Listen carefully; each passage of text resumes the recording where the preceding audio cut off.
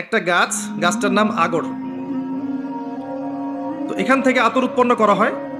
এই গাছটা এরকম পাতলা হয় বাঁশের মতোই, কোনো কোনো একটু মোটা হয়, কিন্তু বেশিরভাগই পাতলা হয়। এই গাছের মধ্যে অনেকগুলো পেরেক মারতে হয়। গাছটার মধ্যে অনেকগুলো পেরেক, বোঝেন কি? তার কাটা, হাজার হাজার তার কাটা গাছে মারতে হয়। এভাবে 2-3 বছর মনে হয় রেখে দিতে হয়।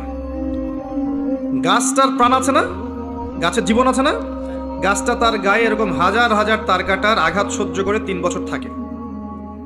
থাকার পরে ওর মধ্যে পচন ধরে। পচন ধরার পরে তারা গাছটা কেটে ফেলে। কাটার পর গাছের কাঠগুলোকে টুকরা টুকরা করে, ছোট ছোট পিসে, সেগুলোকে বিভিন্ন প্রসেসিংয়ের মধ্য দিয়ে নিয়ে এসে ওই পচা কাঠগুলো থেকে বাষ্পীভূত করে আমাদের যে অরিজিনাল আতর, খাঁটি যে আতরটা, সে আতরটা উৎপন্ন করা হয়। এখানে আপনাকে বলি, ওই যে সাগরের এক্সাম্পল থেকে এখানে আসলাম।